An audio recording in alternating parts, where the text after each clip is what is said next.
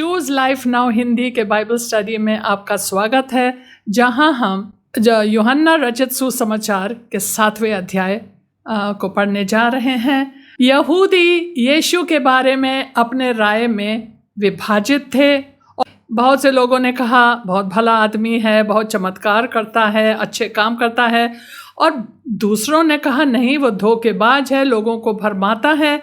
क्या मसीह इस आदमी से अधिक चमत्कार कर पाएगा जब वह आएगा?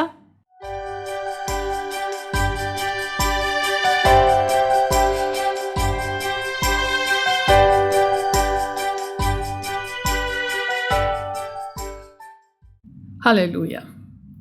पिता परमेश्वर, आज हम आपको धन्यवाद देते हैं इस वचन के लिए और प्रार्थना करते हैं कि प्रभु जब ये वचन को हम सुनते हैं तो हम इसको अपने जीवन में लागू करें और हम यीशु मसीह को पहचानें अपने जीवन में, केवल बाइबल में 7वें अध्याय में नहीं, यूहन्ना रचित सुसमाचार में नहीं, लेकिन अपने जीवन में।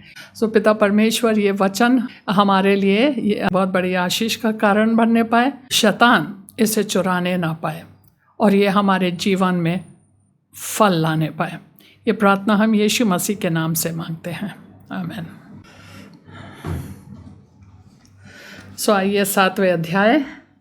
इन बातों के बाद यीशु गलील में फिरता रहा, क्योंकि यहूदी उसे मार डालने का यत्न कर रहे थे, इसीलिए वह यहूदिया में फिरना न चाहता था।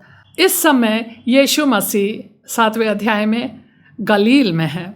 वह इसलिए गलील ही में अपना कार्य कर रहे थे, क्योंकि अगर वह यरूशलेम जाते, यहूदिया के देश में जाते, तो वहाँ पर ये जो फरीसी थे, यहूदी थे, ये लोग उनको मारने की योजना बना रहे थे।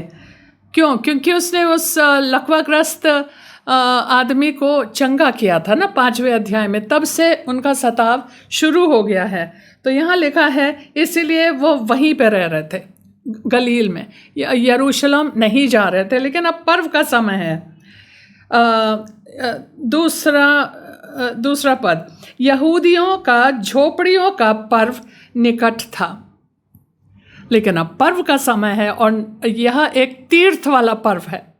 मैंने आपसे बताया था फसा, पेंतिकोस्त और तंबुओं का या झोपड़ियों का पर्व। इसमें यरूशलेम जाना अनिवार्य था हर एक मर्द को। इसलिए उसके भाइयों ने उससे कहा, यहाँ से यहूदिया को जा कि जो काम तू करता है उन्हें तेरे चेले वहाँ भी देखें, क्योंकि ऐसा कोई ना होगा जो प्रसिद्ध होना चाहे और छिप कर काम करे। यदि तू यह काम करता है तो अपने आप को जगत पर प्रकट कर। अब इनके भाई लोग, जो वो लोग यीशु मसीह को एक प्रकार से ताना दे रहे थे, कहता तो उधर क्यों नहीं जाता यहूदिया में। लेकिन यीशु जाना नहीं चाह रहे थे, क्योंकि उनको इन लोग का दिल पता था कि ये हमें मारना चाह रहे हैं, वह हमें सता रहे हैं। तो इसीलिए उसने सोचा कि हम यहीं रहेंगे।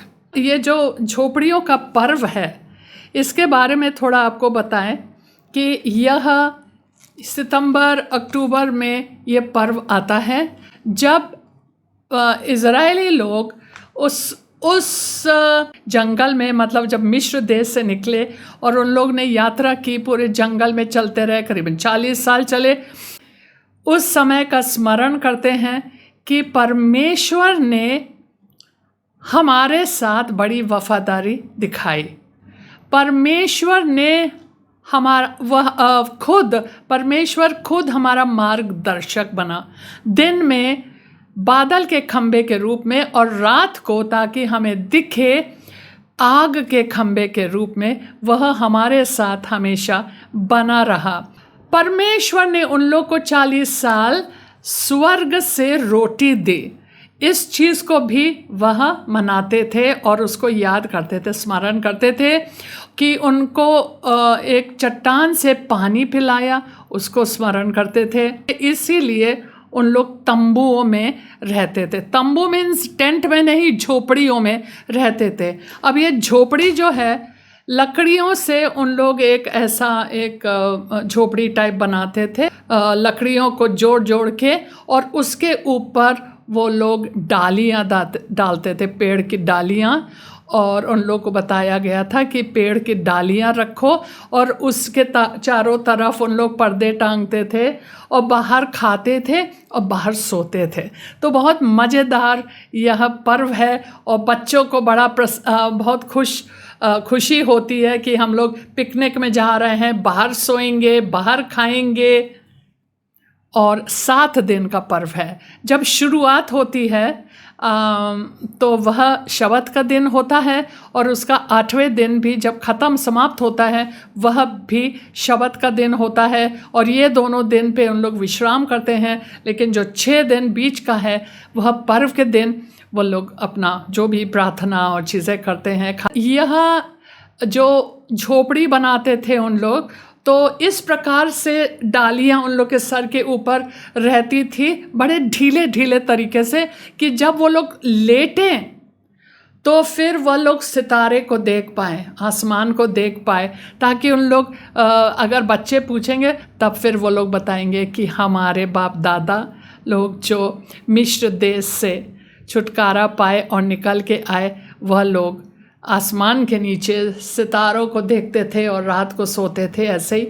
और इसलिए हम लोग उस चीज़ को, उस यात्रा को स्मरण कर रहे हैं। यही है पर्व का अर्थ।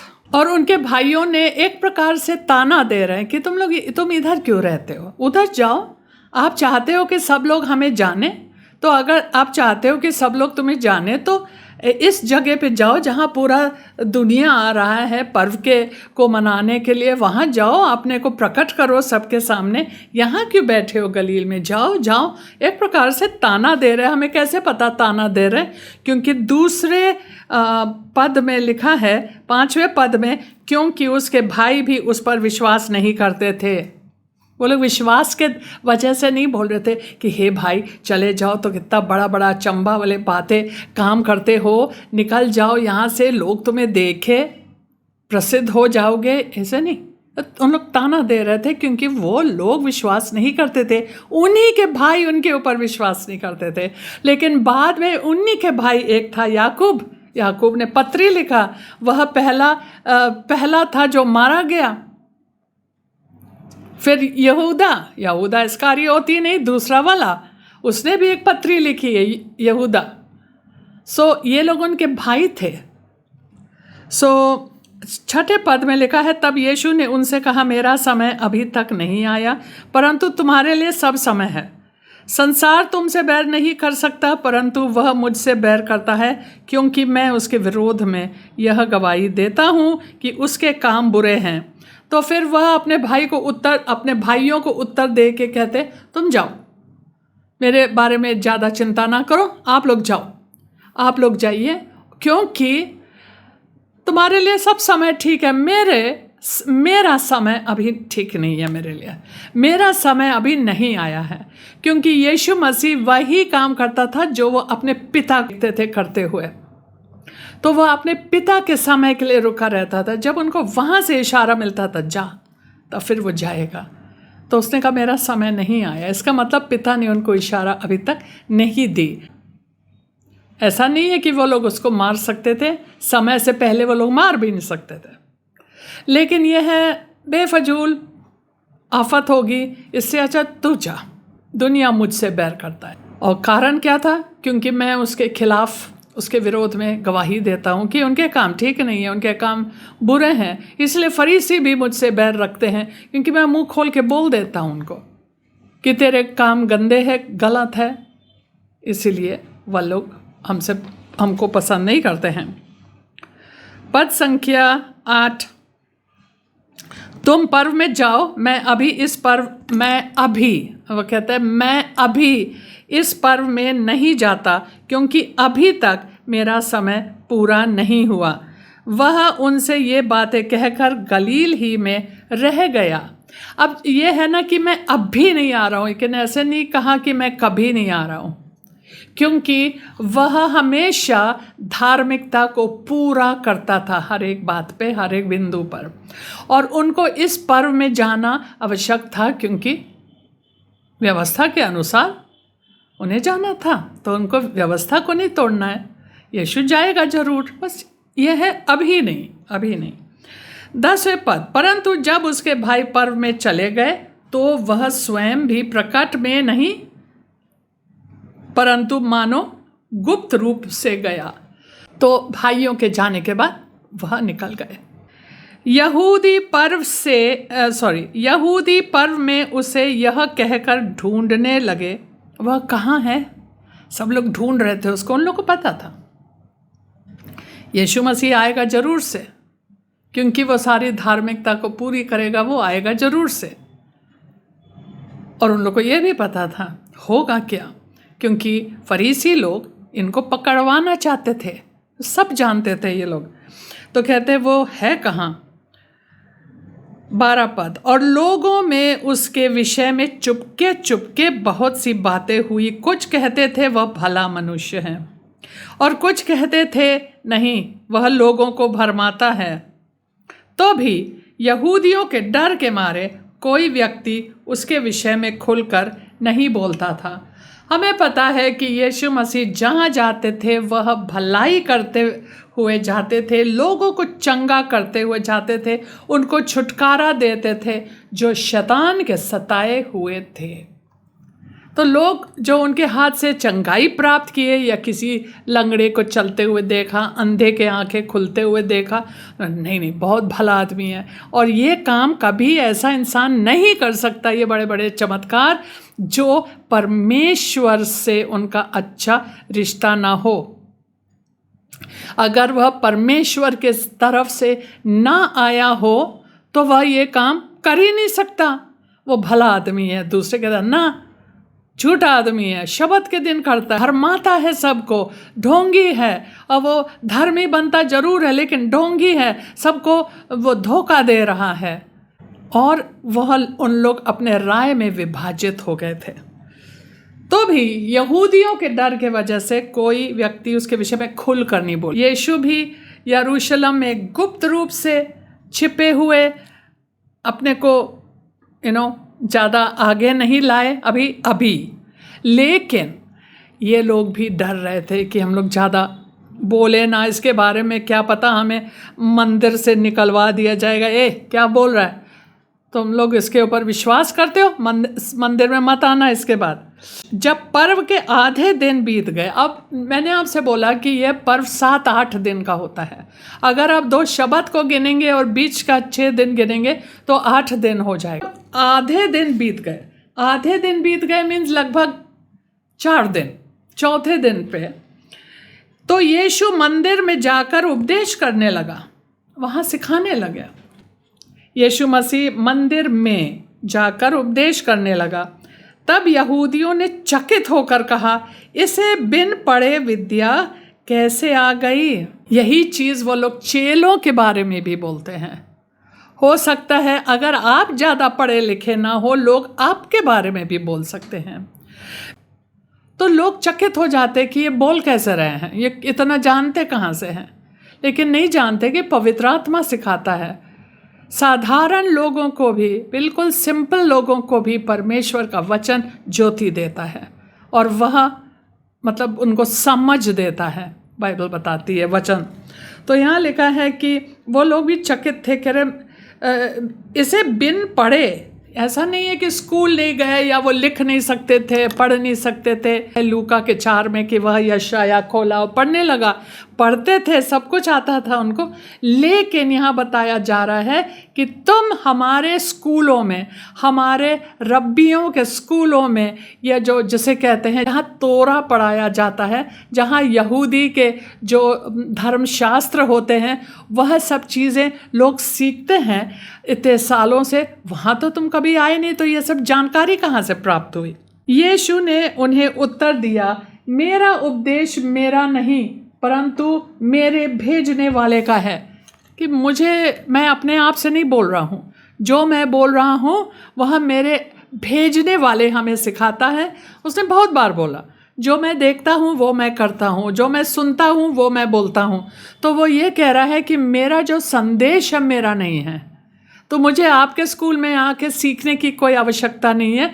मेरा संदेश मेरे भेजने वाले हमें समझाता है और मैं बोलता हूँ। यदि कोई उसकी इच्छा पर चलना चाहे तो वह इस उपदेश के विषय में जान जाएगा कि यह परमेश्वर की ओर से है या मैं अपनी ओर से कहता हूँ। मतलब कि अगर तुम परमेश्वर की तरफ से हो, कोई उसकी इच्छा पर यदि कोई परमेश्वर की इच्छा पर चलना चाहे, अगर आपका दिल साफ है, अगर आप सचमुच परमेश्वर की इच्छा पे चलना चाहते हैं, अगर आप परमेश्वर की बातों को सीखना चाहते हैं, तो आप इस चीज़ को पहचान जाओगे। देखिए कितने बार हम लोग कोई चीज़ जैसे नहीं जानते और प्रचारक बोल रहा है और हमारे अंदर से एक आवाज़ उठता है अपने आप, यस आमेन, यस, हम लोग बोलते हैं यस आमेन। ये पवित्र आत्मा आपको गवाही दे रहा है कि ये बिल्कुल सही बोल रहे हैं।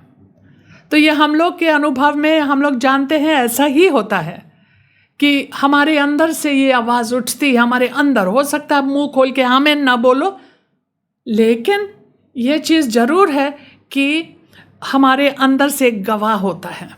जो अपनी ओर से कुछ कहता है वह अपनी ही बढ़ाई चाहता है, परंतु जो अपने भेजने वाले की बढ़ाई चाहता है वही सच्चा है और उसमें अधर्म नहीं। तो वो ये बताते हैं कि बहुत से लोग हैं अपने तरफ से बोलते हैं, अपने तरफ से, अपने महिमा के लिए, लेकिन जो परमेश्वर के शब्द बोलता है बड़ा साधारण होता है, आपको सब चीज़ समझ में आ जाएगा। लेकिन मैं चाहती हूँ कि लोग बोले कि आप इतना सादा बना देते हो चीज़ को, सबको समझ में आ जाता है, क्योंकि परमेश्वर का वचन कठिन नहीं है। लोग बोलते ज़रूर हैं बड़ा कठिन, कुछ नहीं कठिन। मुझे भी लगता था बहुत कठिन है नहीं कठिन। यीशु अपने बारे में बोल रहा है, मैं सच्चा हूँ, मैं जो मैं सुन रहा हूँ मैं बता रहा हूँ तुम्हें, उससे ना ऊपर बता रहा हूँ ना उससे कम। जो मैं सुनता हूँ मैं बता रहा हूँ। क्या मूसा ने तुम्हें व्यवस्था नहीं दी, तो भी तुम में से कोई व्यवस्था पर नहीं चलता। तुम क्यों मुझे मार डालना चाहते हो? तुम लोग व्यवस्था पे नहीं चलते हो, तुम मुझे मारने के लिए क्यों इतने परेशान हो कि मुझे मार डाले?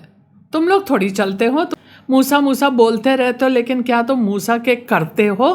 व्यवस्था पे नहीं चलते, तुम क्यों मुझे मारना चाहते? मतलब अगर तुम मुझे मारना चाह रहे हो इसका मतलब तुम व्यवस्था पे नहीं चलते हो, क्योंकि व्यवस्था बताता है किसी को मारो ना। लोगों ने उत्तर दिया, तुझ में दुष्ट आत्मा है, कौन तुझे मार डालना चाहता है? साफ झूठ वो लोग जानते थे। यीशु ने उनको उत्तर दिया, मैंने एक काम किया और तुम सब आश्चर्य करते हो। इसी कारण मूसा ने तुम्हें खतने की आज्ञा दी। यीशु ने कहा मैंने एक काम किया, मतलब एक चिन्ह दिया, और उसके वजह से तुम लोग मेरे पीछे पड़ गए, मेरा सताव शुरू हो गया और अब तुम लोग मारना भी चाहते हो मुझे। क्योंकि हम जानते हैं कि यीशु हर इंसान के हृदय को पहचानता है, सब चीज़ परख सकता है। तो उनको पता था कि जब से उसने बेथेस्दा के जो कुंड है वहाँ से उस आदमी को चंगा किया शबत के दिन, और उससे कहा उठ, अपना खाट उठा और अपने घर चले जा, उस दिन से उनका सताव शुरू हो गया। लेकिन वो कहता है इसी कारण मूसा ने तुम्हें खतने की आज्ञा दी है। यह नहीं कि वह मूसा की ओर से है, परंतु बाप दादों से चली आई है। और तुम शबत के दिन मनुष्य का खतना करते हो। अर्थात उनको 8वें दिन पे लड़के का खतना किया जाता था। अगर लड़का शबत के दिन पैदा होगा तो फिर खतना अगले शबत को होगा। तो वो कहता है कि मतलब तब तुम शबत का नज़रअंदाज करते हो जब तुम्हें खतना करना है, क्योंकि तुम कहते मूसा ने बोला कि खतना करो 8वें दिन पे, तो ताकि तुम व्यवस्था को ना तोड़ो, मूसा के नियम का पालन करो, तब तुम व्यवस्था को तोड़ सकते हो। लेकिन क्योंकि मैंने किसी को जीवन दिया शबत के दिन, तो तुम्हें बड़ी खल गई। जब शबत के दिन 23, जब शबत के दिन मनुष्य का खतना किया जाता है ताकि मूसा की व्यवस्था की आज्ञा टल न जाए, तो तुम मुझ पर क्यों इसलिए क्रोध करते हो कि मैंने शब्द के दिन एक मनुष्य को पूरी रीति से चंगा किया। मुंह देख न्याय ना करो, परंतु ठीक ठीक न्याय करो। तो वो उनको डांटते हैं और बोलते हैं कि इस प्रकार से न्याय मत करो, ठीक है। अगर तुम न्याय करना चाहते हो धार्मिकता से करो, खराई से करो न्याय, मुंह देख न्याय ना करो, ठीक ठीक न्याय करो। 25, तब कुछ यरूशलेम वासी कहने लगे, क्या यह वही नहीं जिसे मार डालने का प्रयत्न किया जा रहा है? सब लोग को पता था, हर आम आदमी को पता था कि ये लोग यीशु को मारने का पूरा योजना बना रहे हैं। परंतु देखो, वह तो खुल्लम खुल्ला बातें करता है और कोई उससे कुछ नहीं कहता। क्या सरदारों, अब लोग सोचने लगे, तर्क करने लगे, ये तो खुले में आ गया, मंदिर में आ गया, मंदिर में ये सब बोल रहे हैं, तो क्या हो सकता है कि सरदारों ने, याजकों ने इसको मान ली है कि हाँ सचमुच यही मसीहा है? ऐसा तो नहीं। परंतु देखो, वो खुल्लम खल्ला बातें करता है और कोई उससे कुछ नहीं कहता। क्या सरदारों ने सच जान लिया है कि यही मसीह है? इसको तो हम जानते हैं। अब ये कह रहा, अगर उन लोगों ने मान लिया है, मानो फरीसियों ने और याजकों ने और सारे विद्वानों ने तय कर लिया, हाँ यही मसीहा है, इसीलिए ये लोग, हम लोगों ने सुना था कि वो लोग मारना चाह रहे हैं, लेकिन ये तो बिल्कुल मंदिर के अंदर बातें कर रहा है, खुलेआम बातें कर रहा है। इसका मतलब ये हो सकता है कि इन लोगों ने इनको पहचान लिया, ये सचमुच मसीहा है। लेकिन अब उनका तर्क आगे चल रहा है। ये पूरे 7वें अध्याय में इन लोग बड़े कंफ्यूज्ड हैं। उन लोग का दिमाग, मतलब उन लोग को समझ में नहीं आ रहा क्या सोचें इस आदमी के बारे में। वो कह रहे हैं, अगर ये मसीहा है तो इसको तो हम जानते हैं कि यह कहाँ का है, हम तो जानते हैं ये गलील का है, नासरत का है। परंतु मसीह जब आएगा तो कोई ना जानेगा कि वो कहाँ का है। यह चीज़ उन लोग को मलाकी 3 अध्याय से उनके मन में डाला गया है कि जब मसीहा आएगा वह अचानक अपने मंदिर में दिख जाएगा। यही कारण है कि वो लोग कन्फ्यूजन में थे। तो कहते हैं, हम लोग तो जानते हैं, इसको तो हम जानते हैं कहाँ का है। तो 28 में, तब यीशु ने मंदिर में उपदेश देते हुए पुकार के कहा, वह पुकार के बोले, तुम मुझे जानते हो और यह भी जानते हो कि मैं कहाँ का हूँ। मैं तो आपसे नहीं आया, परंतु मेरा भेजने वाला सच्चा है, उसको तुम नहीं जानते। मैं उसे जानता हूँ क्योंकि मैं उसकी ओर से हूँ और उसी ने मुझे भेजा। तो ये जान गए यीशु मसीह जान गए कि ये लोग यह सोच रहे हैं कि इसीलिए मैं मसीहा नहीं हूँ, क्योंकि ये जानते हैं मैं कहाँ का हूँ।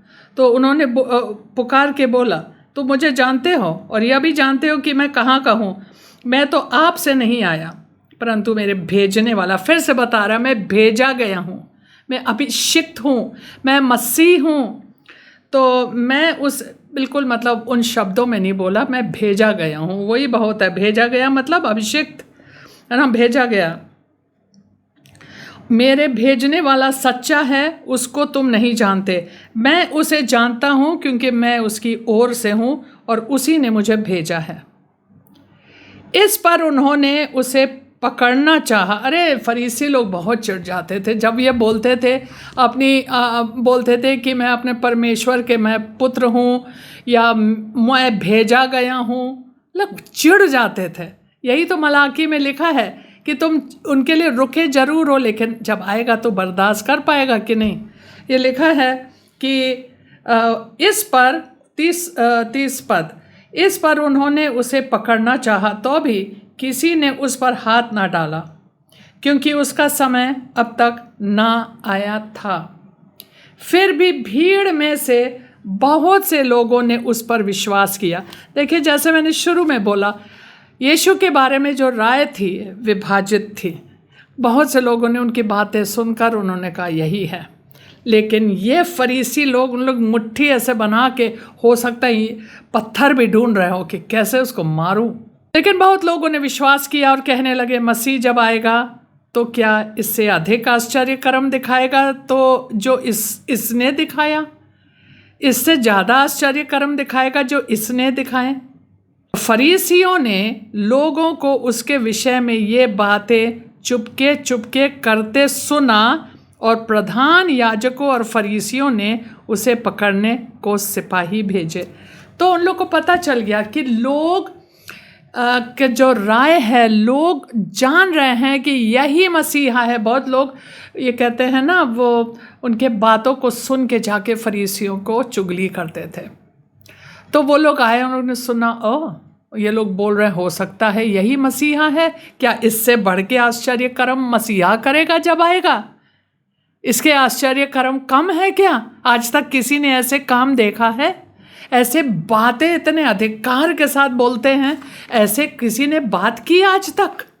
कोई फरीसी ने आज तक ऐसे बातें की? तो इन लोगों ने जाके चुगली की। इन लोगों ने सोचा यह मामला ठीक नहीं है, अब इसको गिरफ्तार कर ही डालो। पर इस पर यीशु ने कहा, मैं थोड़ी देर तक और तुम्हारे साथ हूँ, तब अपने भेजने वाले के पास चला जाऊँगा। वो यही कह रहे हैं कि मैं थोड़े दिन के लिए, क्योंकि आपको पता है ये पर्व है, झोपड़ियों का पर्व अक्टूबर में आता है और फसह का पर्व पे वह मारे जाएंगे। फसह का पर्व करीबन 6 महीने रह गया, अप्रैल में होता है लगभग फसह या पास्का। तो वह कहता है थोड़े देर और तुम्हारे साथ हूँ, तब मैं अपने भेजने वाले के पास पास चला जाऊँगा। तुम मुझे ढूंढोगे परंतु नहीं पाओगे, और जहाँ मैं हूँ वहाँ तुम नहीं आ सकते। इस पर यहूदियों ने आपस में कहा, यह कहाँ जाएगा कि हम इसे ना पाएंगे? उन्होंने कहा, जहाँ मैं जा रहा हूँ तुम ढूंढते रहोगे लेकिन तुम नहीं पाओगे, जहाँ मैं जा रहा हूँ वहाँ तुम नहीं आ सकते। मतलब वह अपने पिता के पास जा रहे हैं। इन लोग सोच रहे कहाँ जा रहा भाई, अन्य जातियों के पास तो नहीं जा रहा है, क्योंकि बहुत सारे यहूदी लोग भी इधर उधर अन्य जातियों के देशों में चले गए थे ना। तो लिखा है, इस पर यहूदियों ने आपस में कहा, यह कहाँ जा रहा है? क्या वह उनके पास जाएगा जो यूनानियों में तितर बितर होकर रहते हैं और यूनानियों को भी उपदेश देगा? तब अगर ये यूनानी के देश में जाएगा, अगर ये मतलब अन्य जातियों के पास जाएगा, तब हम लोग और इसके खिलाफ केस चढ़ा सकते हैं। एक तो ये शबत के जो हमारा व्यवस्था को तोड़ता है शबत का, फिर उसके बाद कहता पिता परमेश्वर ने हमें भेजा, और अब वो जाके यूनानियों से बातचीत करेगा, अब वो अन्य जातियों के मध्य में जाएगा, तब तो हमारा पूरा केस तैयार है। यह क्या बात है जो उसने कही कि तुम मुझे ढूंढोगे परंतु ना पाओगे, और जहाँ मैं हूँ वहाँ तुम नहीं आ सकते। इसके बाद हम 37 वाले पद पे आते हैं। पर्व के अंतिम दिन, जो मुख्य दिन है, यीशु खड़ा हुआ और पुकार कर कहा, यदि कोई प्यासा है तो मेरे पास आए और पिए। यह वचन से हम अगले बार उठाएंगे। तो यहाँ पे हम आज का जो बाइबल स्टडी है समाप्त करते हैं। आप सबको जय मसीह।